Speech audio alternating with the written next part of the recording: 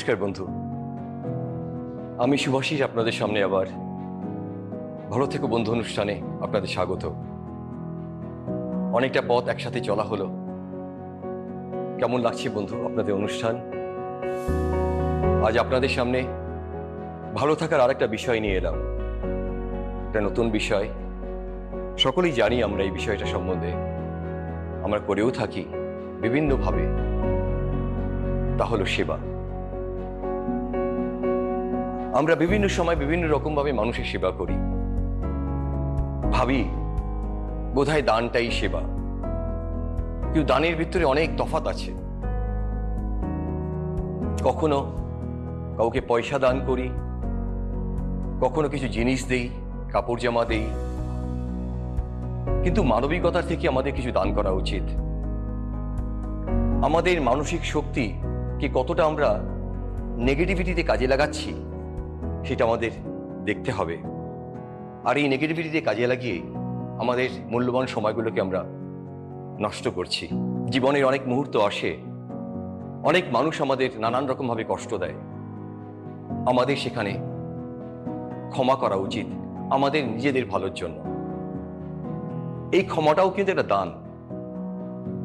সংসারে, কর্মস্থলে, সামাজিকভাবে আমাদের উপরে নানান সময় নানান রকম ঝড় আসে। কখনো আমরা বিচলিত হয়ে যাই, বৃথা চিন্তাগুলোকে প্রসারিত করি, ভাবি বোধহয় কতক্ষণে আমি এর প্রতিশোধ নেব। কিন্তু ভেবে দেখেছেন বন্ধু, এই প্রতিশোধের চিন্তা করতে করতে আপনার মূল্যবান সময় কিন্তু আপনি নষ্ট করে ফেলছেন। কখন আপনার কাছে সেই সুযোগ আসবে আপনি তার প্রতিশোধ নেবেন, এটা কিন্তু বৃথা চিন্তা করা। আর এই চিন্তা করে আপনি আপনার অনেক কর্ম, ভালো কাজ, ভালো সময়, মূল্যবান সময়গুলোকে নষ্ট করছেন। তাই আমাদের আজকের দিনে আলোচনা এই বিশেষ বিষয়টাকে নিয়ে, যে কত সময় আমাদের সামাজিকভাবে, কর্মস্থলে নানান রকম পরিস্থিতি তৈরি হয়, যেই পরিস্থিতিতে আমাদের বিচলিত হতে হয়। সেই মুহূর্তে আমাদের করণীয় কি ভেবে দেখুন। আমরা যদি সেই মানুষটাকে ক্ষমা করে দিই, সে যা করেছে করুক, যা বলছে বলুক, সমালোচনা তো সমালোচনা করবেই। জানবেন, সমালোচনাও কিন্তু আপনাকে আপনার লক্ষ্যে পৌঁছাতে অনেক সময় একটা প্রসর জেদ বাড়িয়ে দিতে পারে। এই জেদ কিন্তু আপনাকে লক্ষ্যে পৌঁছাতে অনেকটা সাহায্য করবে। সারাদিন ধরে আপনি চিন্তা করছেন, আমার সম্বন্ধে কি সমালোচনা হলো, আমাকে কি বলল, আমাকে কেন করলো। কর্মস্থলে আপনাদের নানান সময় নানান রকম পলিটিক্স হয়, আপনি সারাক্ষণ ধরে ভেবেই যাচ্ছেন, আপনার কাজে ব্যাঘাত ঘটছে।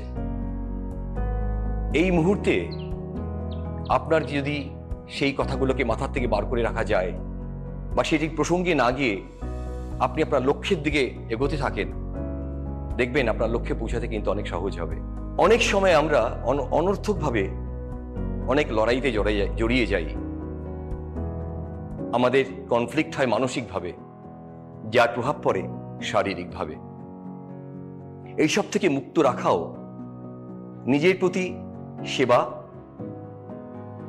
ক্ষমা করে দিতে পারাটা কিন্তু একটা বিরাট সেবা। যারা দিতে জানে বা ক্ষমা করতে জানে, তাদের লক্ষ্যে পৌঁছতে অনেক সহজ হয়। আর যারা ধরে বসে থাকে, তারা কিন্তু নিজেদের খুশিটাকে হারিয়ে ফেলে।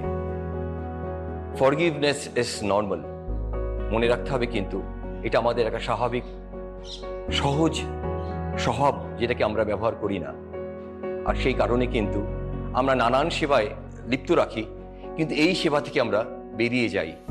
একটু ভেবে দেখবেন, আপনার পারিবারিক যে সমস্যাগুলো, যেগুলোকে নিয়ে আপনি বিগত কয়েক বছর ধরে, কয়েক মাস ধরে, কয়েক দিন ধরে ভেবে চলেছেন, সেখানে যদি আপনি তাদেরকে ক্ষমা করে দেন, আপনার লক্ষ্যে পৌঁছাতে কিন্তু অনেক সহজ হবে।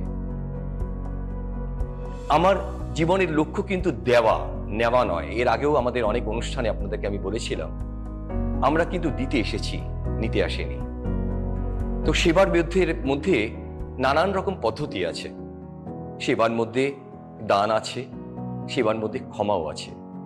বিরাট ক্ষমা, বিরাট সেবা হচ্ছে ক্ষমা করা। আপনি যত ক্ষমা করতে পারবেন তত আপনার প্রতি আশীর্বাদ প্রাপ্ত হবে। কখনো ভেবে দেখেছেন ক্ষমা করাটা কত বড় একটা প্রাপ্তি? দেখবেন চলার পথে মানুষের সঙ্গে আপনার যখন বোঝাপড়ার কোনো অসুবিধা হবে, আপনি যখন মানিয়ে নেওয়ার চেষ্টা করছেন তাও দেখছেন হচ্ছে না, আপনি যখন তাকে ক্ষমা করে দেবেন, আপনার তখনকার যে অনুভূতি আর আপনার প্রতিশোধের যে অনুভূতি, দুটোর ভিতরে কিন্তু অনেক তফাৎ। বরঞ্চ দ্বিতীয়টাতে খুশি অনেক বেশি, ক্ষমাতে খুশি আছে। বিরাট সেবা, সমস্ত রকম সেবা করুন, গরিবদের দান করুন, যে অসুবিধায় রয়েছে তার পাশে দাঁড়ান, বন্ধু বান্ধব তাদের অসময়ে পাশে গিয়ে দাঁড়ান, সহকর্মী যদি কোনো অসুবিধায় পড়ে থাকে তার পাশে দাঁড়ান, সাথে সাথে ক্ষমা করাটাকেও একটা বড় সেবা হিসেবে দেখে নিন। এই বিষয়টাকে নিয়ে আজকে বিশেষভাবে এই জন্যই আলোচনা করছি, কারণ সাধারণভাবে আমরা ক্ষমা বলতে ভাবি বোধহয় এক আধবার ঝামেলা হলো, আমি তাকে ক্ষমা করে দিলাম, ব্যাস হয়ে গেল, পরবর্তীকালে আবার সেই জেদটা ফিরে এলো। না, এটা আপনার সহজাত একটা উপায় বা একটা স্বভাব বার করে নিন যে প্রতি মুহূর্তে আমার উপর দিয়ে যদি কেউ কোনো রকমভাবে কোনো অন্যায় কিছু করে থাকে, কিছুটা মুহূর্তের জন্য আমাকে তার কাছ থেকে সরিয়ে নিতে হবে, পরবর্তীকালে আমি তাকে সম্পূর্ণরূপে ক্ষমা করে দেব। ক্ষমা করে দেব, তাতে কিন্তু আমার একটা প্রাপ্তি হবে, আমার আশীর্বাদ প্রাপ্তি হবে। সেবা মেক্স ইম্পসিবল থিংস পসিবল। আপনি চেষ্টা করে দেখুন, আপনার সমস্ত যে সেবার উপায়গুলো রয়েছে, যেই মাধ্যমে আপনি সেবাগুলো করেন, অসময় মানুষের পাশে দাঁড়ানো, দুঃসময় বন্ধুর পাশে দাঁড়ানো, কারুর চোখের জল মুছিয়ে দেওয়া, কারুর দুঃখের কথা শোনা, এই সেবাগুলোর সাথে যদি আপনি ক্ষমা সেবাটাকেও আপনার আয়ত্ত করতে পারেন বা আপনার আয়ত্ত করতে পারেন, দেখবেন আপনি অনেক আশীর্বাদ পাবেন। আপনাকে আবারও বলছি, সেবা makes impossible things possible. So keep earning blessings.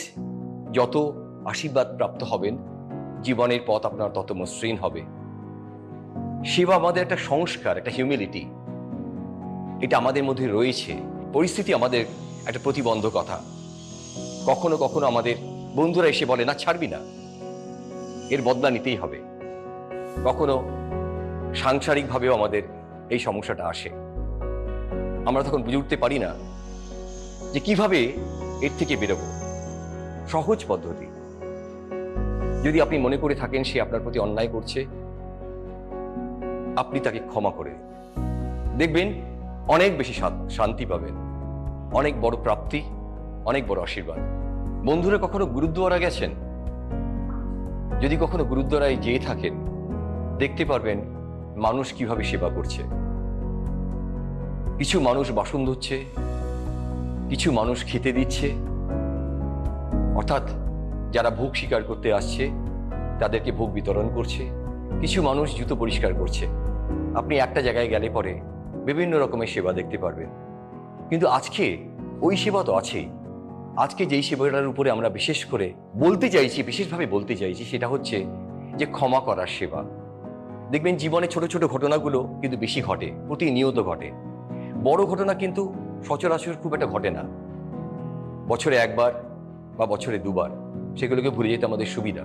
কিন্তু জীবনে যেগুলো ছোট্ট ছোট্ট ঘটনা প্রতিনিয়ত ঘটছে, সেটাই কিন্তু আমাদেরকে বেশি বিচলিত করে দেয়, আর সেগুলোকেই আমরা বই বেড়াই এবং সেগুলোকেই আমাদের ভুলে যেতে হবে। আমি যখন কোনো সমস্যার সম্মুখীন হব, যেটা আমার লক্ষ্যে পৌঁছাতে বাধা সৃষ্টি করবে, সেখানে আমার সব থেকে আগে ক্ষমা করতে হবে। ক্ষমা কিন্তু আমাদের আত্মিক শক্তিকে বৃদ্ধি করে। ইট ব্রিংস হ্যাপিনেস, অর্থাৎ আমাদের ভেতরে আত্মসুখ যোগায়। চেষ্টা করে দেখুন, যারা এতদিন ধরে একটা প্রতিশোধের চিন্তাধারা নিয়ে চলছিলেন, তাদেরকে আমি অনুরোধ করব, তোমরা যারা ছোটরা এই অনুষ্ঠান দেখছো, বন্ধু বান্ধবের ক্ষেত্রে হোক, দেখবে অনেক বেশি শান্তি পাবে, অনেক বেশি তৃপ্তি পাবে। আমাদেরকে কিন্তু বাইরের কেউ কষ্ট দেয় না, কষ্ট দেয় কে বলতো? আমরাই আমাদের কষ্ট দিই। আমি যদি তোমার দেওয়া কষ্টটাকে গ্রহণ না করি, আমাকে কেউ কষ্ট দিতে পারবে? আমাকে ভালো রাখতে পারে কে? আমাকে আমি ভালো রাখতে পারি। অর্থাৎ তোমার কষ্টটা যদি আমি গ্রহণ না করি, আমার দুঃখটা আমি অনুভব করব না, আমি কিন্তু খুশিটাই অনুভব করব, এবং সেই খুশি কিন্তু অপার খুশি। তোমার ভিতরে একটা অনুভূতি হবে যেন আমি পারি, আমি চেষ্টা করলে পারি। এটা কিন্তু একটা সেবা, অর্থাৎ নিজের প্রতি সেবা। যে মানুষ নিজেকে ভালোবাসতে পারে, নিজেকে ভালো রাখতে পারে, নিজেকে খুশি করতে পারে, সে সবাইকে ভালো রাখতে পারে, সবাইকে খুশি করতে পারে। No expectation. আমার কারোর কাছে কোনো এক্সপেকটেশন নেই যে সে আমাকে সরি বলবে। আমার কারোর কাছে কোনো এক্সপেকটেশন নেই যে সে আমার কাছে ক্ষমা চাইবে। কোনো একটা সময় আপনাদের মনে হবে যে না, এই ভাবনাগুলো ভেবে আমি কিন্তু অনেক অযথা সময় নষ্ট করেছি। আপনি যাকে পরিবর্তন করার চেষ্টা করছেন, তাকে আপনার মূল্যবান সময় না দিয়ে নিজেকে পরিবর্তন করার চেষ্টা করুন। সেই সেবা করলে আপনার অনেক ভালো হবে। আজ তাহলে এই বিষয় এই পর্যন্তই থাক। আগামী দিন অন্য কোনো বিষয় নিয়ে আমরা ভালো থাকবার উপায় খুঁজে বার করার চেষ্টা করব। ভালো থাকবেন বন্ধু, আবার দেখা হবে আগামী দিনে। নমস্কার।